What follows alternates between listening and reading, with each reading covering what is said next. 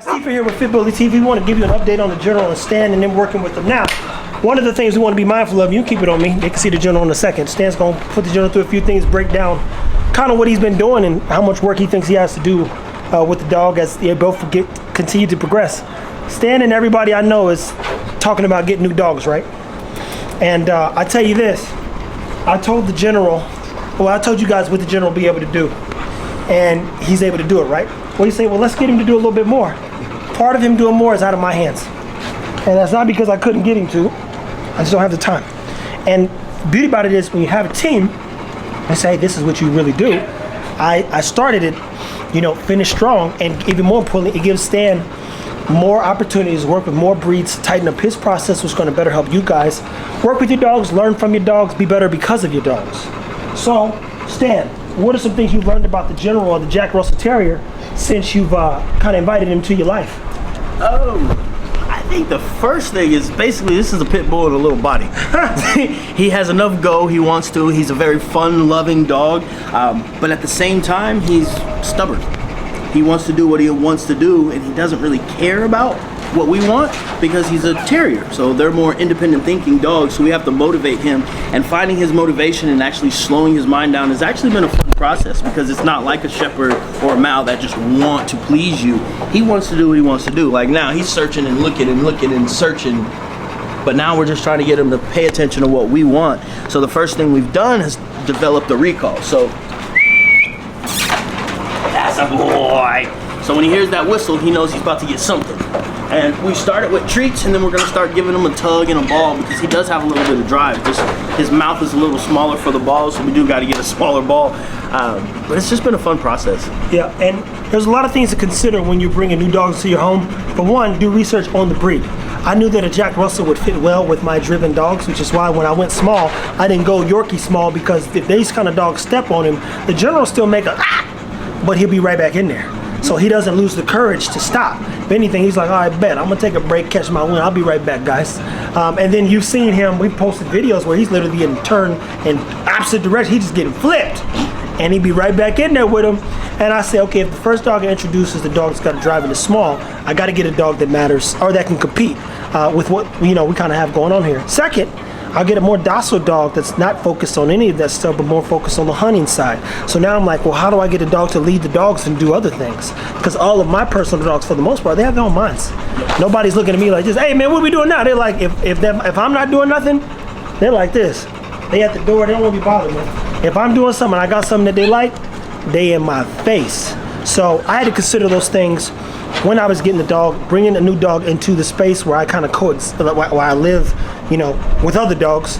And I know, Stan, you thought about the same thing when getting the Australian Shepherd, right? Yeah, I needed an easier dog, not necessarily a dog you gotta, give him the people's elbow here and there, but a dog who actually wanted to learn and do anything that we wanted. And getting a dog like Boot, he was a lot softer than I was used to, so it made me develop a lot more communication versus forcing or making the dog do it. I had to motivate him, and he's not as impressive as Rocco yet, because I have to build him and show him, hey, this is what I want you to do in those situations. And when he is in his game mode, he's a great dog. And it's just taught me how to communicate better. And if all goes well, if we don't go over to Africa, we're gonna go down to Space Coast and he's gonna get him a championship too, just like Oakley. So it's just a fun process. It's different. I think everybody should work with different dogs, especially if you call yourself a dog trainer. You shouldn't just have one particular breed you like. Like, yes, I would enjoy working with Shepherds and Aussies for the rest of my life, but you have to be able to work with Jack Russells, Corgis, Yorkies, all the different dogs if you really want to be a dog man. There you go, people. Well, as you know, the General's our guy, man. He's not he's not just my dog. He's a collective of everyone's efforts as we all try to be better, man. And so part of me getting another breed is saying, hey, you work with him, I work with them, hell, Jamarcus works with him, and it forces us all to help y'all work better with y'all dogs. And it is a process. See what I'm saying? I like his confidence. On every obstacle I had at my house, he had no issues. None. The big A-frame, all of that. Yeah, look at him slapping her. Look at him slapping. He's like, hey, bitch, I ain't seen you in a while. Yes, boy. You more worried about some coochie right now. Yeah, you trying to get that from that. General.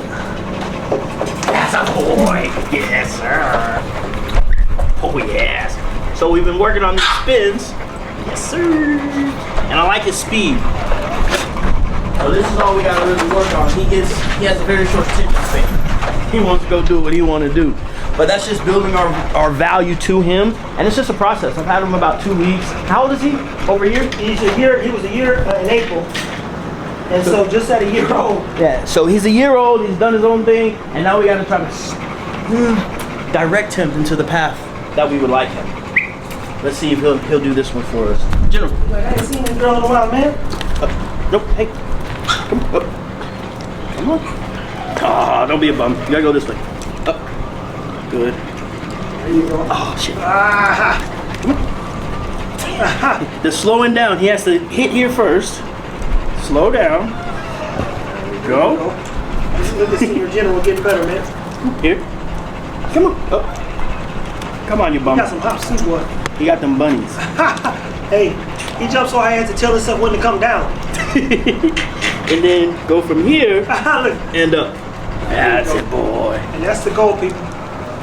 So Slow it is a down. process, It but we is, got to man. slow his mind down so he understands that 1, 2, and then this is 3. 3, 4, 5. Free. Yes, boy. Man, that kind of dog gets you excited, people.